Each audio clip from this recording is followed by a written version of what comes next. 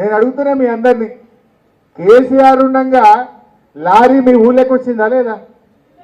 చాలా గ్రామాలకు లారీ ఊళ్ళకే పంపినాం.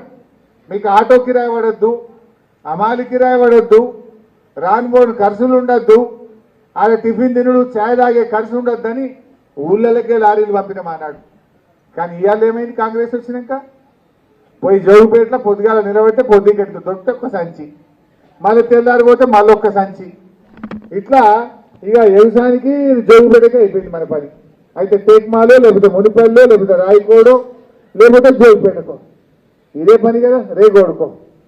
అంటే యూరియా బస్తాలు కూడా సరఫరా చేయగా చేతగా దద్దమ్మ ప్రభుత్వం కదా రేవంత్ రెడ్డి ప్రభుత్వం. కేసీఆర్ ఉండగా ఎప్పుడు ఉన్నదా అట్లా? కరెంటు మున్పట్ల లెక్క వస్తున్నా? అదే పొద్దుకి ఎప్పుడు పోతుంది, ఎప్పుడు వస్తుంది ఒకసారి చెప్పుంది. సాయంత్రం 5:30కు 6 గంటలకు పోతే మళ్ళీ మబ్బులు ఎప్పుడు వస్తూ ఉన్నది. 20 సార్లు పోతుందా రోజుకు? మంత్రి గారు ఉన్నారు కదా మీకు స్పెషల్.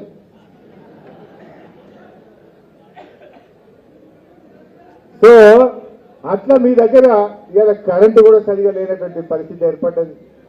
అంటే ఏమొచ్చింది కొత్తగా? దయచేసి మీరు ఆలోచన చేయండి. అందువల్ల మంచిగా పనిచేసిండ్రు. నిజంగా మా గులాబీ కార్యకర్తలకు, కష్టపడ్డ కార్యకర్తలకు, 72 మంది సర్పంచ్ల గెలుపులో కృషి చేసిన ప్రతి కార్యకర్తకు నేను శిరస్సు నుంచి నమస్కారం తెలియజేస్తా ఉన్నా. చాలా గొప్ప గెలుపు. అందరిది వేరు, మీది వేరు. ఇక్కడ మంత్రి ఉన్నా కూడా 72 సర్పంచులు గెలిపించిన మా కార్యకర్తలకు నేను సల్యూట్ చేస్తా ఉన్నా. తప్పకుండా రాబోయే రోజుల్లో మిమ్మల్ని కాపాడుకుంటాం, మీ మాట నిలబెడతాం. మీ గ్రామాల అభివృద్ధికి రేపు బీఆర్ఎస్ పాలనలో ప్రత్యేకమైన నిధులు తెచ్చైనా సరే మీ గౌరవాన్ని పెంచుతాం, మా కార్యకర్తల ప్రతిష్ట పెంచుతామని చెప్పి నేను మనవి చేస్తా ఉన్నా.